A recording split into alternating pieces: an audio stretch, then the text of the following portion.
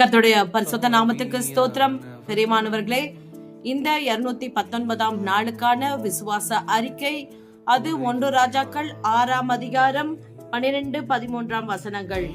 நீ என் கட்டளைகளின்படி நடந்து என் நீதி நியாயங்களை நிறைவேற்றி என் கற்பனைகளின்படி எல்லாம் நடந்து கொள்ளும்படிக்கு அவைகளை கை கொண்டால் நீ கட்டுகிற இந்த ஆலயத்தை குறித்து நான் உன் தகப்பனாகிய தாவீதோடே சொன்ன என் வார்த்தையை உன்னிடத்தில் நிறைவேற்றி இஸ்ரவேல் புத்திரர் நடுவிலே வாசம் பண்ணி என் ஜனமாகிய இஸ்ரவேலை கைவிடாதிருப்பேன் என்றார்.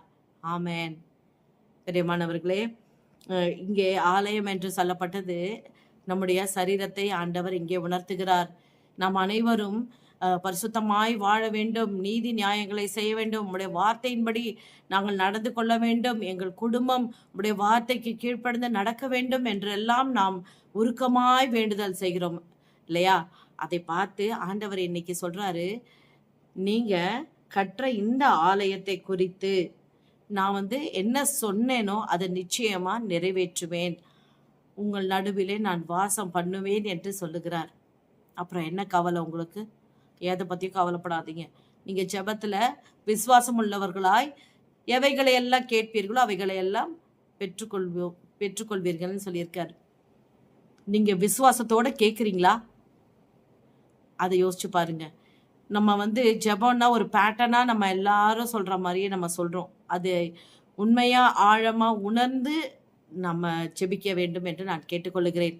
ஏன்னா ஆண்டவர் நம்ம சொல்லிட்டோன்னு வச்சுக்கோங்களேன், அவர் கண்டிப்பாக அதை செய்ய தொடங்கிடுவார். அப்புறம் பரிசுத்தமாக வாழணும், உமக்கு பிடிச்ச மாதிரி வாழணும்னு சொல்லிட்டு அவர் அந்த பாதையில் நடத்தும் போது நம்ம இடரல் அடைஞ்சு வழி விலகிடக்கூடாதுங்க. நம்ம ஒரு வேளை அப்படி செஞ்சோன்னா தேவ கோபம் நம்ம மேல் வந்துவிடும். ஆண்டவர் அதனால தான் சொல்லுவார், நீ பொருத்தனை பண்ணுறதை விட நீ பண்ணிக்கொள்ளாமல் இருக்கிறதே நலம்னு. நீ பண்ணிட்டு அது செய்யாமல் இருக்கிறத விட நீ பேசாமல் பொருத்தனையே பண்ணாத அப்படின்னு சொல்கிறாரு, ஞானமாக நடக்கும்படிக்கு. இன்னைக்கு சிந்திச்சு பார்ப்போம். நம்ம என்னென்ன வார்த்தையெல்லாம் ஆண்டவர் சமூகத்தில் சொன்னோமோ அதையெல்லாம் நிச்சயமாக கடைபிடிக்கணும்னு நம்ம உறுதியாக விசுவாசிக்கணும். இந்த நிச்சயத்தோடு விசுவாச அறிக்கையை ஏறெடுப்போமா?